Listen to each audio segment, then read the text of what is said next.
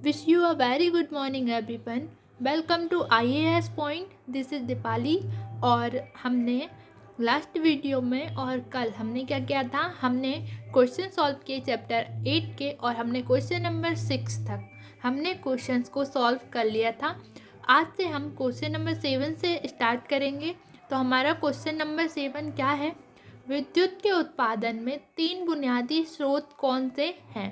यानी हमारी जो विद्युत है उसका जो उत्पादन होता है उसमें जो 3 बुनियादी स्रोत हैं वो कौन से हैं। तो आंसर देखिए इसका, विद्युत के उत्पादन में 3 बुनियादी स्रोत हैं, जल, तेल, गैस और कोयला और रेडियोधर्मी तत्व। तो पहला क्या है, जल। ये क्या है, ये पन विद्युत देता है। भारत में कुल विद्युत का 28% जल और वायु ऊर्जा का प्रयोग करके उत्पादित होता है। यानी क्या होता है कि भारत में कुल जो हमारी विद्युत है उसका कितना 28% अंश जल और वायु ऊर्जा के प्रयोग करके उत्पादित होता है ना। मतलब हमारी जो भारत में विद्युत का कुल उत्पादन होता है उसका 28% जल और वायु का यूज़ करके होता है। सेकंड क्या है हमारा, तेल, गैस और कोयला। इससे तापीय ऊर्जा कहते हैं। तेल, गैस और कोयला, इसे हम क्या कहते हैं, तापीय ऊर्जा।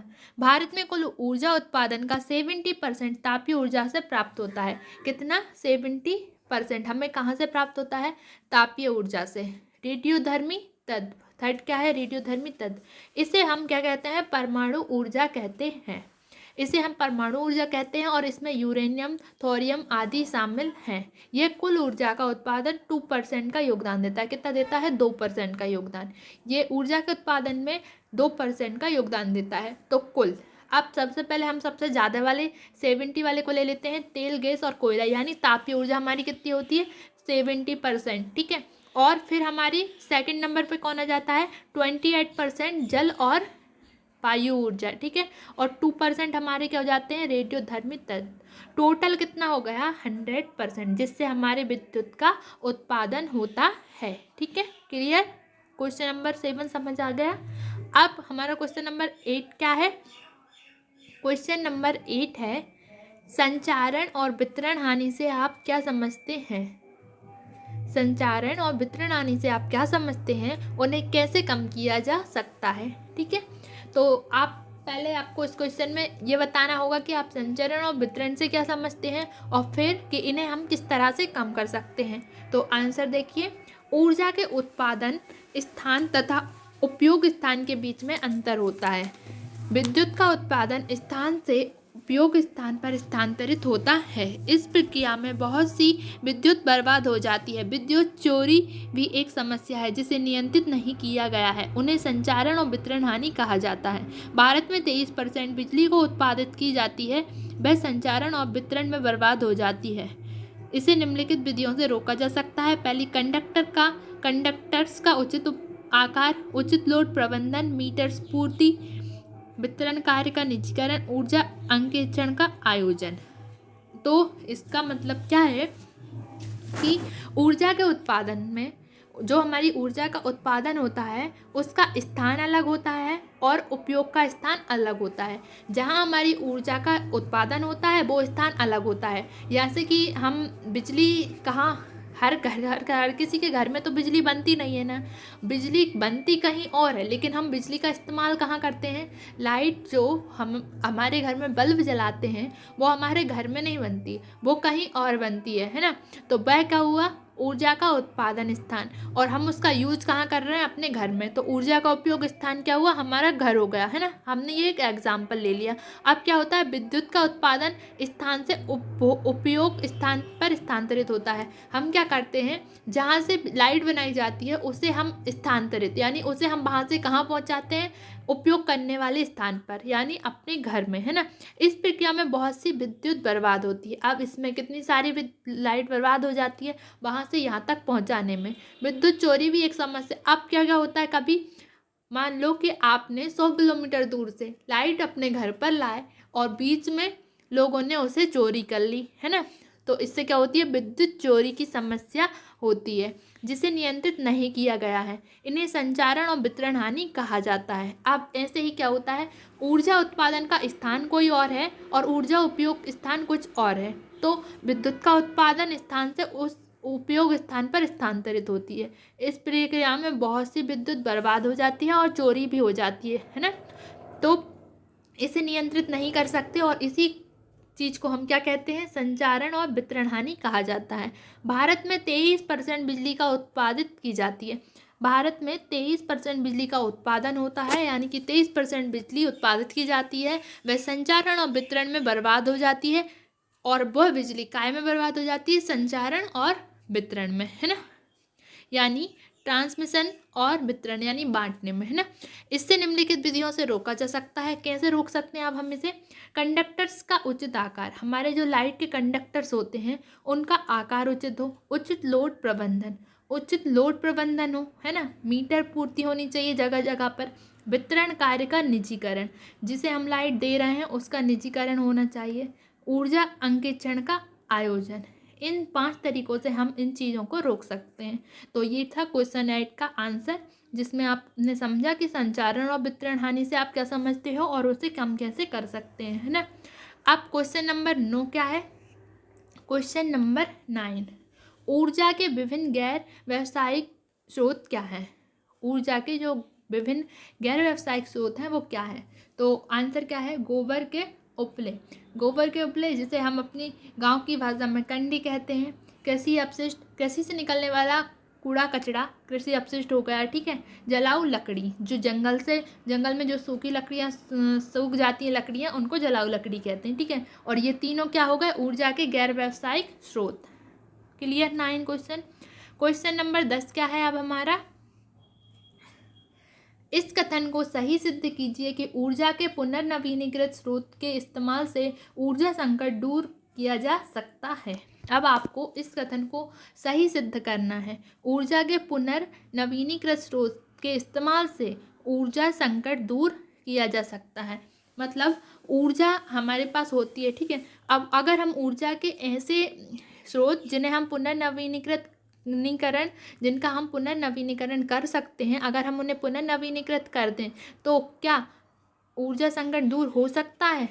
तो आंसर देखो इसका, अर्थव्यवस्था में एक ऊर्जा संकट है, ऊर्जा की मांग उसकी आपूर्ति की तुलना में कहीं अधिक है। अब अर्थव्यवस्था में क्या एक संकट है कि जो ऊर्जा की मांग है वो उसकी आपूर्ति, यानी जितनी ऊर्जा है नहीं उससे कहीं ज़्यादा उसकी मांग की जाती है, ठीक है। ये हमारी अर्थव्यवस्था के लिए एक बहुत बड़ा संकट है।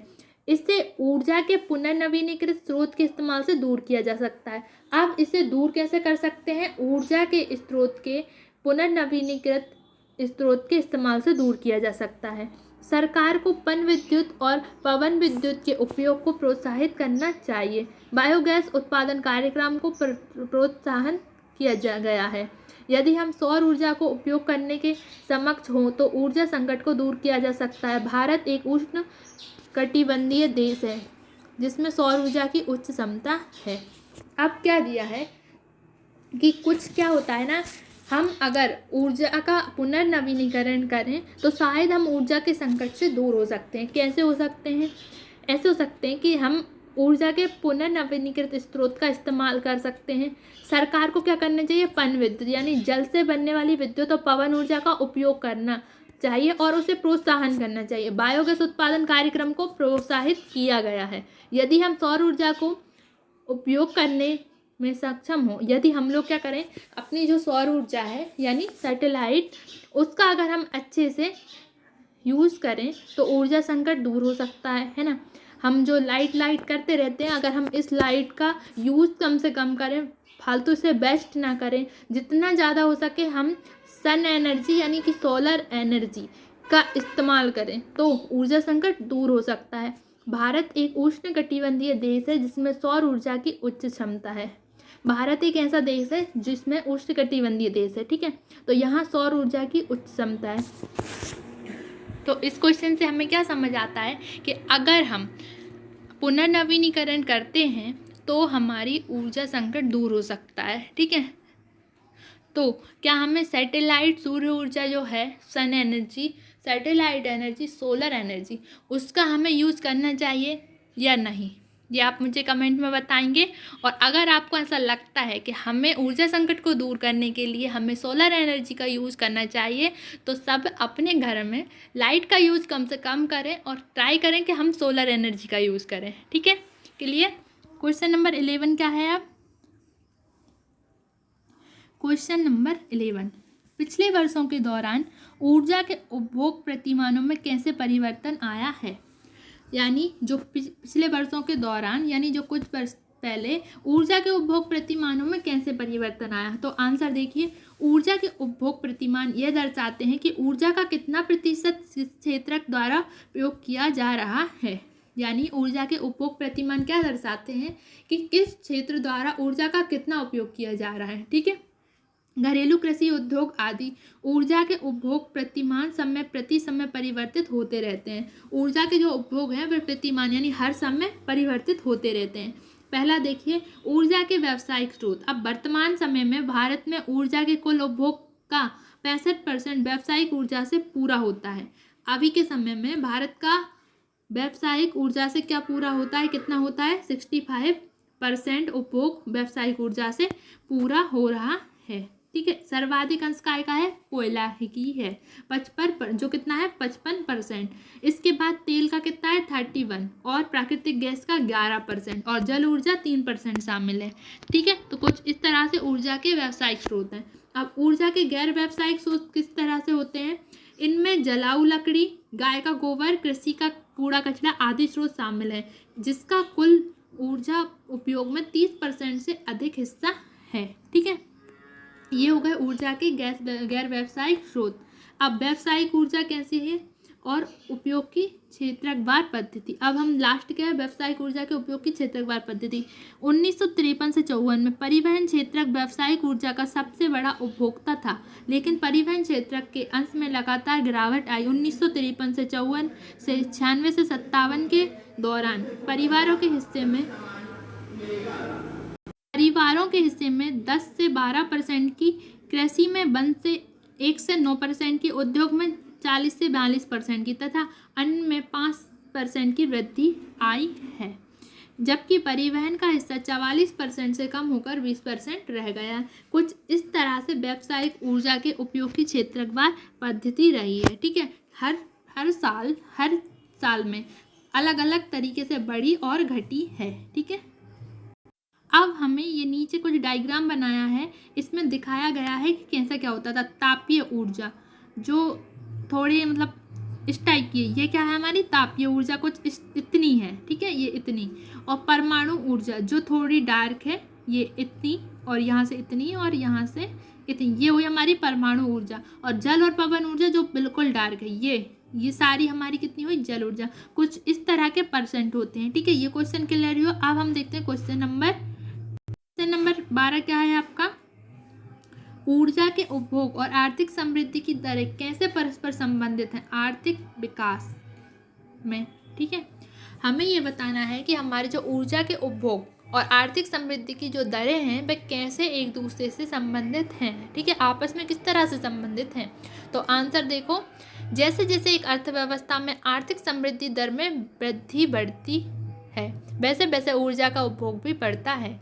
जैसे जैसे हमारी अर्थव्यवस्था की आर्थिक समृद्धि दर में बढ़ती है, वैसे वैसे हमारी ऊर्जा का उपभोग भी बढ़ता है।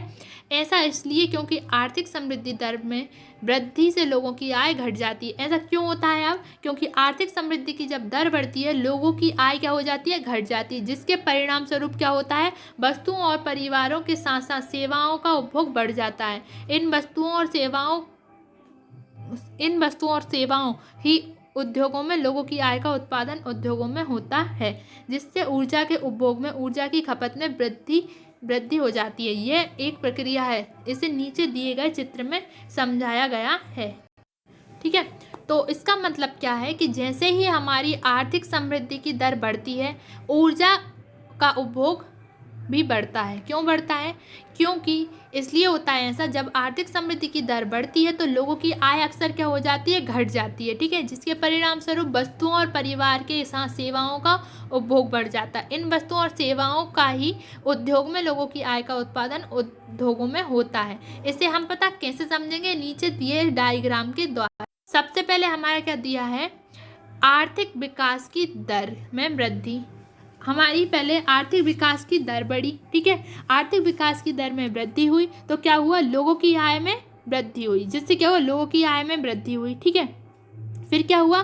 वस्तुओं और इलेक्ट्रॉनिक वस्तुओं की मांग में वृद्धि। जब यहाँ दर बढ़ी तो लोगों की आय बढ़ी। अब इन लोगों के पास पैसे आ गए तो लोगों ने चीज़ें लेना स्टार्ट कर दिया, जैसे वस्तुएं, इलेक्ट्रॉनिक वस्तुओं की मांग। ठीक है, उनने की, क्योंकि उन्हें खरीदना है ये चीज़, क्योंकि उनकी आय बढ़ी, उनके पास पैसे आए तो उन्हें ये चीज़ें खरीदना है।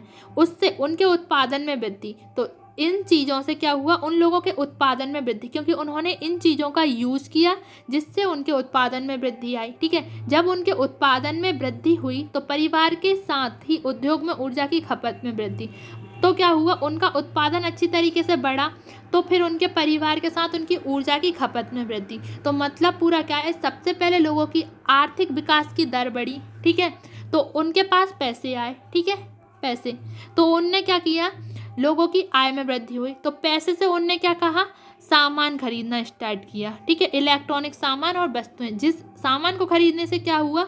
उनका काम बढ़ा, उनने काम और अच्छे तरीके से करना स्टार्ट किया। फिर क्या? जब काम बढ़ा तो परिवार के साथ ही उद्योगों में ऊर्जा की खपत में वृद्धि।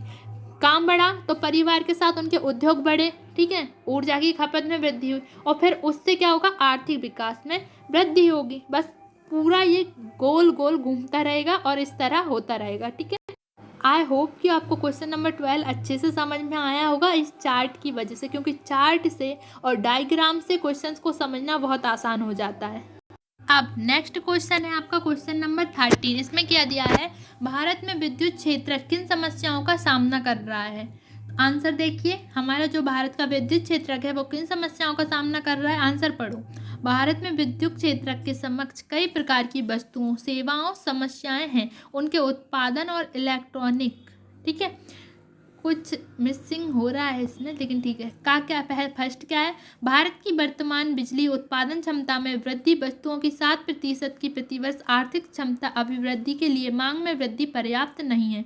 2000 से 2012 के बीच में बिजली की बढ़ती मांग को पूरा करने के लिए भारत को 1 लाख मेगावाट बिजली उत्पादन करने की नई क्षमता की आवश्यकता होगी। ठीक है, दूसरा क्या है? राज्य विद्युत बोर्ड जो विद्युत वितरण करते हैं उनकी हानि 5 करोड़ से ज़्यादा है, जिसका मुख्य कारण संप्रेषण तथा वितरण हानि है।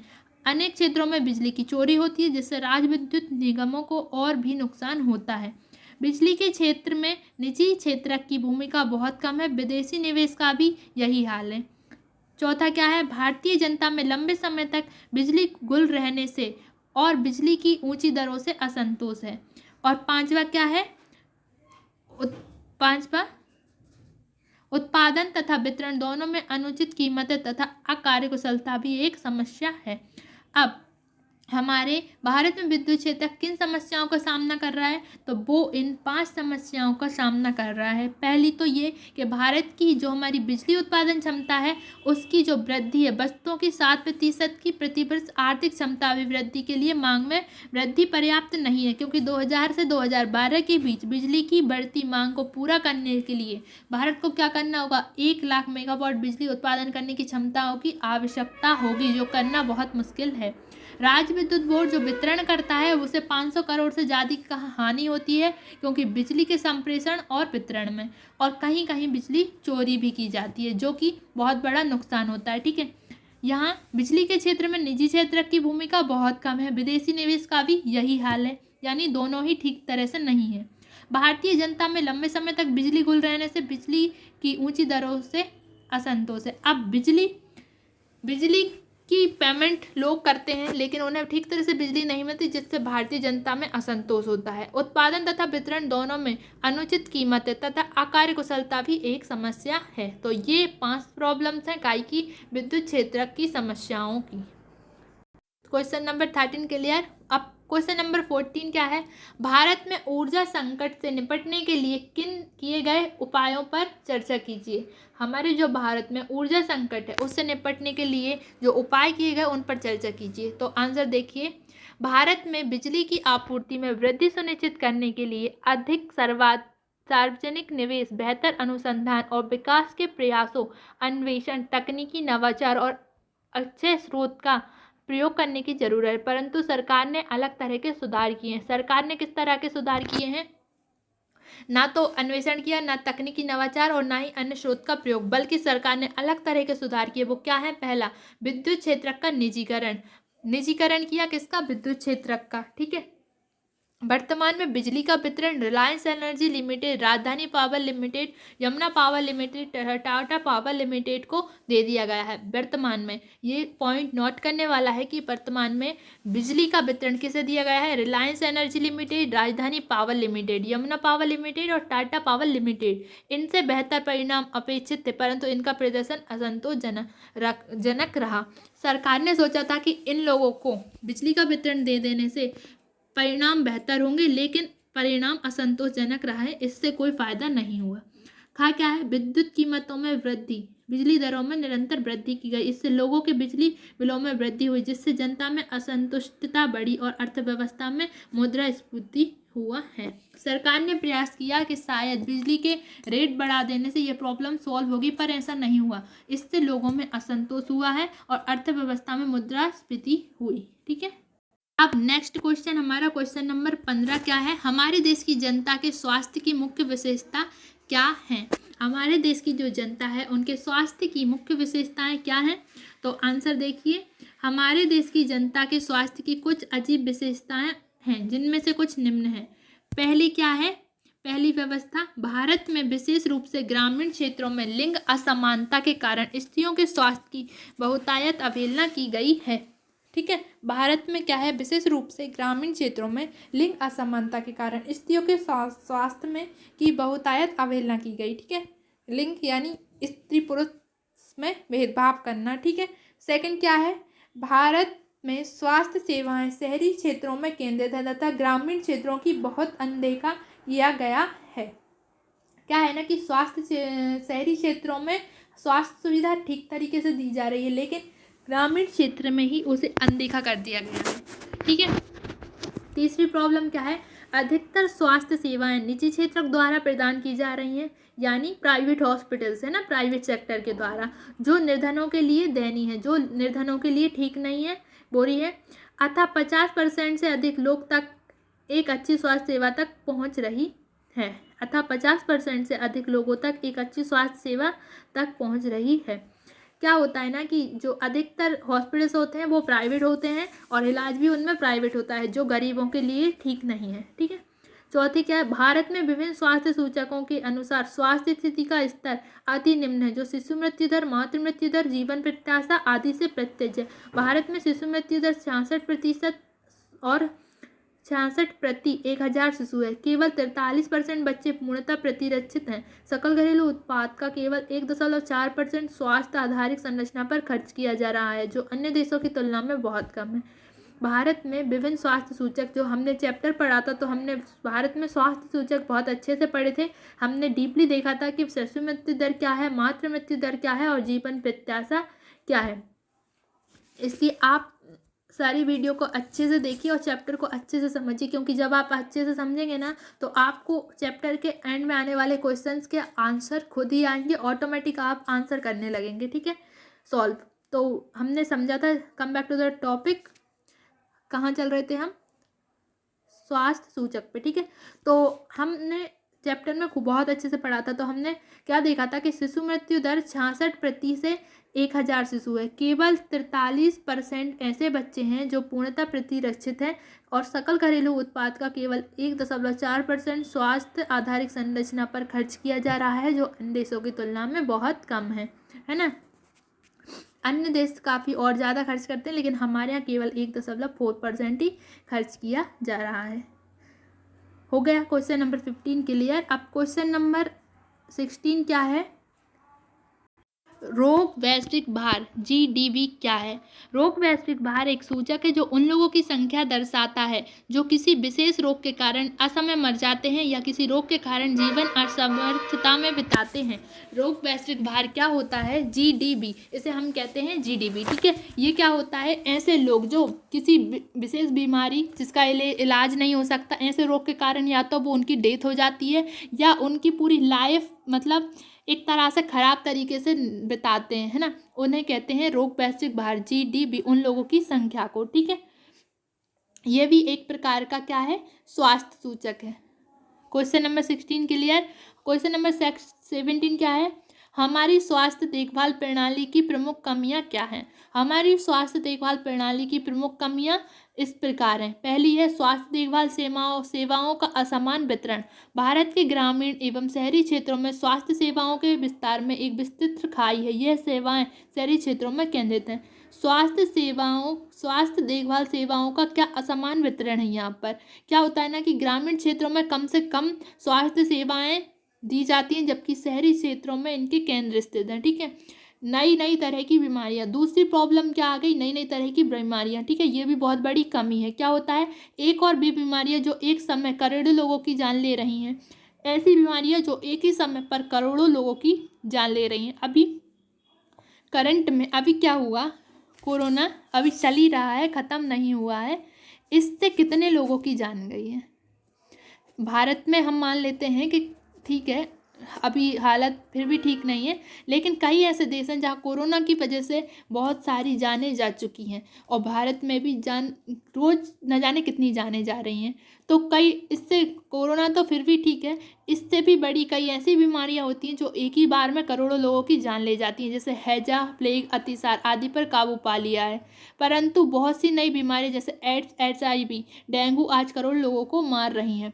एड्स और HIV कोरोना की तरह ही एक वायरस होता है जो कि करोड़ लोगों की जान लेता है, लेकिन फिलहाल में वो कोरोना की तरह नहीं फैल रहा है, वो कंट्रोल में है। लेकिन कोरोना करेंटली चल रहा है, तो सब अपने अपने घर में बचकर और अच्छे से रहिएगा, है ना।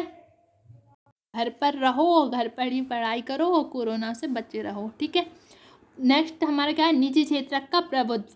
स्वास्थ्य आधारित संरचना में निजी क्षेत्र का प्रमुख है ना, स्थान है। यह सभी को ज्ञात है कि निजी क्षेत्र केवल लाभ के उद्देश्य से कार्य करता है। अब निजी क्षेत्र का जो प्रभुत्व है ना, स्वास्थ्य संरचना में निजी क्षेत्र का प्रभुत्व का भी अब हम सबको पता है कि जो निजी क्षेत्र यानी हमारे निजी क्षेत्र का मतलब कुछ और नहीं, वही है प्राइवेट क्षेत्र यानी कि प्राइवेट सेक्टर, प्राइवेट हॉस्पिटल्स वगैरह, है ना।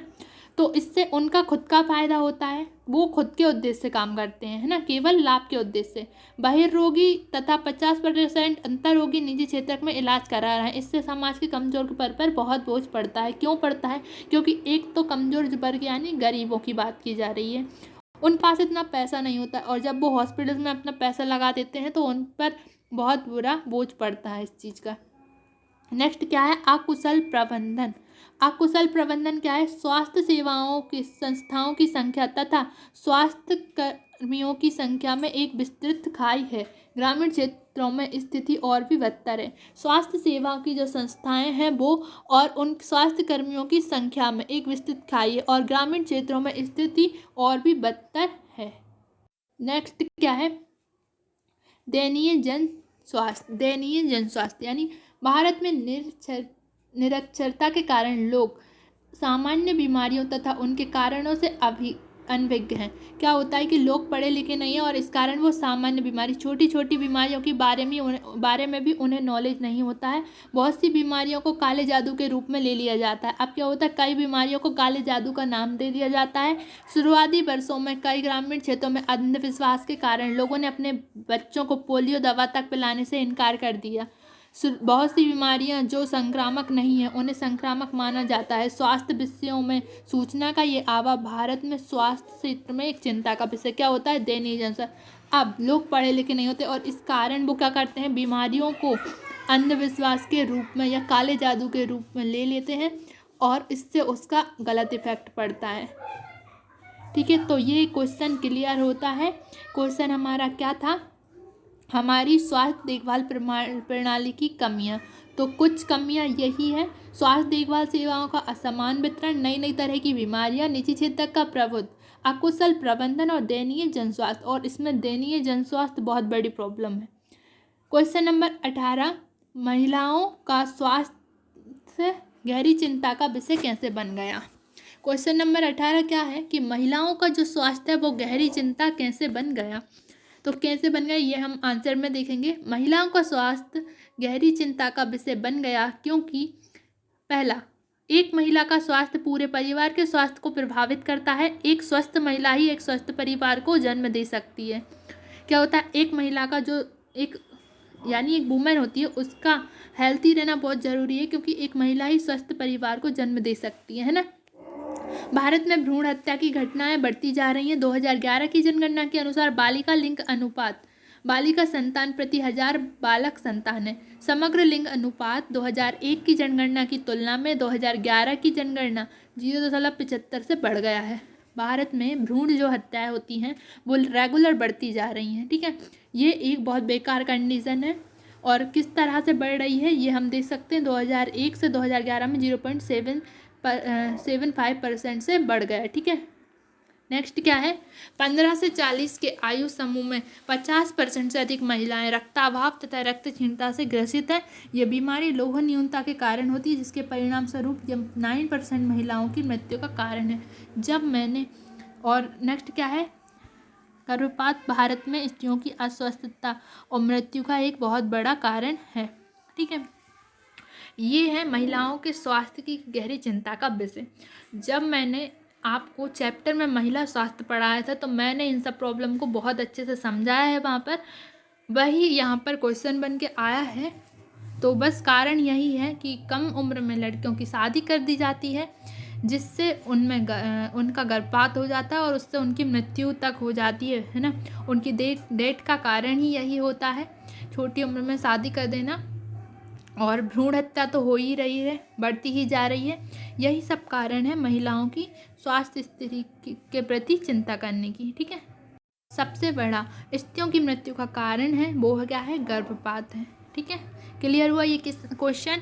अब क्वेश्चन नंबर हम देखते हैं 19। ठीक है, क्वेश्चन नंबर हमारा 19 क्या है, सार्वजनिक स्वास्थ्य का अर्थ बतलाइए, है ना। राज्य द्वारा रोगों पर नियंत्रण के लिए उठाए गए प्रमुख सार्वजनिक स्वास्थ्य कार्यक्रमों को बताइए। पहले तो सार्वजनिक स्वास्थ्य का अर्थ बतलाइए और उसके बाद राज्य द्वारा जो कदम उठाए गए हैं इसको नियंत्रण करने के लिए वो हमें बताना है ना। तो आंसर देखो, एक समाज के समग्र स्वास्थ्य स्तर को सार्वजनिक स्वास्थ्य की संज्ञा दी जाती है। विशेषज्ञों का यह मानना है कि स्वास्थ्य क्षेत्र में सरकार की एक बड़ी भूमिका हो सकती है। राज्य द्वारा रोगों पर नियंत्रण के लिए उठाए गए प्रमुख सार्वजनिक स्वास्थ्य कार्यक्रम इस प्रकार हैं। पहला क्या है, संचार साधनों के द्वारा एड्स, कैंसर, क्षय रोग जैसी बीमारियों के बारे में जागरूकता उत्पन्न करना। क्या होता है, एक समाज में स्वास्थ्य स्तर में सुधार के लिए लोगों में स्वास्थ्य संबंधी विषयों पर जागरूकता उत्पन्न करना बहुत आवश्यक है। उन्हें स्वच्छ जल के महत्व, स्वच्छता सुविधाओं के महत्व, सामान्य बीमारियों के लक्षण, दवाओं की उपलब्धता और बीमारी के मूल कारणों का ज्ञान होना अति आवश्यक है। पहली चीज़ तो लोगों को बीमारी के बारे में पता होना बहुत ज़रूरी है कि किस तरह की बीमारी किस चीज़ से होती है और उसका नेम क्या है ना। और उन्हें स्वच्छ जल के बारे में बताना होगा कि संक्रमित जल से कई बीमारी होती हैं, ताकि वे स्वच्छ जल का प्रयोग करें कुछ इस टाइप से। ठीक है, ये है पहला कारण। दूसरा है पल्स पोलियो अभियान का आयोजन। पल्स पोलियो को जड़ से खत्म करने के लिए सरकार लंबे समय से पल्स पोलियो का अभियान चला रही है। सरकार पल्स पोलियो अभियान चला रही है ताकि पल्स पोलियो जड़ से खत्म हो सके। स्वच्छ जल एवं स्वच्छता सुविधाओं का प्रावधान। यदि हम स्वास्थ्य देखभाल प्रणाली हम सभी को सुधारना चाहते हैं तो स्वच्छ जल तथा स्वच्छता सुविधाएं उपलब्ध कराने की अति आवश्यकता है। इस दिशा में सरकार द्वारा कई कदम उठाए गए, हालांकि वे संतोषजनक से बहुत कम हैं। क्या होता है ना कि स्वच्छ जल और स्वच्छता जैसी चीज़ों को से लोगों को अवगत कराया जाए, इसके लिए सरकार ने बहुत से कदम उठाए, हालांकि वे ठीक तरीके से पूर्ण नहीं हुए हैं, है ना। नेक्स्ट क्या है, प्राथमिक स्वास्थ्य केंद्र, सरकार ने जगह जगह पर प्राथमिक स्वास्थ्य केंद्र खोले हुए हैं, जिससे आपने देखा होगा हर छोटे से छोटे गांव में एक प्राथमिक स्वास्थ्य केंद्र बना हुआ है ना। सरकार ने जन स्वास्थ्य में सुधार लेने के लिए गांवों में एक प्राथमिक स्वास्थ्य केंद्र का निर्माण किया, जो सभी के गांव में छोटे से छोटे हॉस्पिटल बनाया गया है, जहां आपको ज़रूरत की टैबलेट्स है ना और सब कुछ उपलब्ध होता है ना। वहाँ पे कुछ वर्कर्स भी होते हैं, डॉक्टर्स, स्टाफ नर्स वगैरह है ना। निजी सार्वजनिक भागीदारी है ना, सरकार ने निजी व सार्वजनिक क्षेत्र में भागीदारी नीति को अपनाया है। ये औषधियों और स्वास्थ्य सेवाओं की विश्वसनीयता, गुणवत्ता और वहनता सुनिश्चित करेगा है ना। सरकार द्वारा चलित अस्पतालों तथा दवाखानों द्वारा सभी बच्चों के लिए मुफ्त प्रतिरक्षण। अब सरकार ने क्या चलाया है, सरकार ने बच्चों के लिए सरकारी अस्पतालों, दवाखानों और प्राथमिक स्वास्थ्य केंद्रों में मुफ्त प्रशिक्षण की व्यवस्था की है। अगर किसी बच्चे को कोई प्रॉब्लम होती है तो उसके लिए सरकारी अस्पताल में और दवाखानों में और प्राथमिक स्वास्थ्य केंद्रों में मुफ्त प्रतिरक्षण की व्यवस्था की गई। ये कुछ कदम सरकार ने स्वास्थ्य व्यवस्था को अच्छा बनाने के लिए चलाए हैं। ठीक है, क्वेश्चन नंबर 19 क्लियर होता है। अब हमारा क्वेश्चन नंबर 20 क्या है उसे देखते हैं। क्वेश्चन नंबर 20, भारतीय चिकित्सा की 6 प्रणालियों में भेद कीजिए। भारतीय चिकित्सा प्रणाली को उनके अंग्रेजी नामों के आधार पर आयुष के नाम से जाना जाता है। ठीक है, ए से आयुर्वेद, वाई से योग, यू से यूनानी, प्राकृतिक चिकित्सक से इसको शायद नहीं दिया है, एस से सिद्ध और एस से होम्योपैथी। ठीक है, प्राकृतिक चिकित्सक इसमें छूट रहा है लेकिन इसका नाम भी इंक्लूड है। ठीक है, तो आयुष का फुल फॉर्म क्या है, आयुर्वेद, योग, यूनानी, प्राकृतिक चिकित्सा, सिद्ध और होम्योपैथी, ये 6 तरीके। ठीक है, question number 20 clear. Question number 21, 21 में क्या दिया है, क्वेश्चन नंबर 21, हम स्वास्थ्य सुविधा कार्यक्रमों की प्रभावशीलता कैसे बढ़ा सकते हैं। हम स्वास्थ्य सुविधा कार्यक्रमों की प्रभावशीलता निम्नलिखित विधियों से बढ़ा सकते हैं। पहली, स्वास्थ्य सेवाओं का शहरी एवं ग्रामीण क्षेत्रों में विकेंद्रीकरण। दूसरी, सरकार द्वारा स्वास्थ्य सेवाएं सर्व को सुनिश्चित करने के लिए बेहतर प्रयास। सामाजिक आयुर्विज्ञान पर ध्यान और दूरसंचार तथा आईटी क्षेत्र की भूमिका। ठीक है, तो इस क्वेश्चन को हम अच्छे से पढ़ते हैं, रीड करते हैं, तब हमको समझ में आएगा। स्वास्थ्य सेवाओं का शहरी एवं ग्रामीण क्षेत्रों में विकेंद्रीकरण, यानी भारत में शहरी एवं ग्रामीण स्वास्थ्य सेवाओं के बीच एक गहरी खाई है। यदि हम इस बढ़ती खाई को अनदेखा करते हैं तो हमें अपनी अस्वस्थता की मानव पूंजी को खोने का जोखिम उठाना होगा तथा दीर्घकाल में इसके दुष्प्रभावों का सामना करना होगा। ठीक है, यानी शहरी एवं ग्रामीण स्वास्थ्य सेवाओं के बीच एक गहरी खाई है। हमें जो शहर और गांव के बीच जो एक डिफरेंट है ना, उसको ख़त्म करना होगा। ठीक है, हमें गांव में भी अच्छी स्वास्थ्य सुविधा लानी होगी। नेक्स्ट क्या है, सरकार द्वारा स्वास्थ्य सर्व को सुनिश्चित करने के लिए बेहतर प्रयास, यानी सरकार को स्वास्थ्य सेवाओं पर वह बढ़ाना चाहिए ताकि स्वास्थ्य सेवाएं अमीर और गरीब सभी को समान रूप से उपलब्ध हो सकें। यानी स्वास्थ्य पर थोड़ा सा खर्च बढ़ाना चाहिए सरकार को ताकि अमीर और गरीब दोनों को एक जैसा स्वास्थ्य सुविधाएं मिल सकें। सर्व को प्राथमिक सेवाएं उपलब्ध कराने के लिए सरकार को सेवाओं की पहुँच तथा बहनता पर विशेष ध्यान देना चाहिए। हर इंसान को स्वास्थ्य सुविधा समान रूप से मिल सके, इसके लिए सरकार को थोड़ा सा खर्च पर और बहानों पर ध्यान देना चाहिए। नेक्स्ट क्या है, सामाजिक आयुर्विज्ञान पर ध्यान। हमें सामाजिक आयुर्विज्ञान जैसे स्वच्छ जल, सामान्य बीमारियों के प्रति जागरूक और उन पर ध्यान देना होगा। ठीक है, दूरसंचार तथा आईटी क्षेत्र की भूमिका क्या है, स्वास्थ्य कार्यक्रमों की कुशलता बढ़ाने में दूरसंचार तथा सूचना प्रौद्योगिकी विशेष योगदान दे सकती हैं। क्या होगा ना, आजकल लोग संचार यानी कम्युनिकेशन के द्वारा मतलब कम्युनिकेशन की तरफ बहुत बढ़ रहे हैं। अगर हम इसमें अपनी सूचना प्रौद्योगिकी में अगर हम स्वास्थ्य कार्यक्रम को चलाएं तो इससे बहुत योगदान होगा, लोगों को नॉलेज मिलेगा, क्योंकि आजकल लोग कम्युनिकेशन के माध्यम से हर चीज़ को ज़्यादा अच्छे से समझ पा रहे हैं। ठीक है, तो हमारे आज 21 क्वेश्चन हमने सारे शुरू से आखिरी तक सॉल्व कर लिए, हमारे सारे क्वेश्चन कंप्लीट हो गए। ठीक है, तो थैंक यू सो मच। और कल से हम अपना न्यू चैप्टर स्टार्ट करेंगे, चैप्टर 9 पर्यावरण और धारणीय विकास। ठीक है, तो चैप्टर काफ़ी इंटरेस्टिंग है, उसमें बहुत इंपॉर्टेंट चीज़ें हैं और टॉपिक ही है पर्यावरण और धारणीय विकास, जो कि पर्यावरण तो है ही बहुत इम्पॉर्टेंट, और पर्यावरण और धारणीय विकास से रिलेटेड क्वेश्चन भी बहुत पूछे जाते हैं। तो कल से हम अपने चैप्टर को स्टार्ट करेंगे, पर्यावरण और धारणीय विकास। ठीक है, have a good day, thank you so much.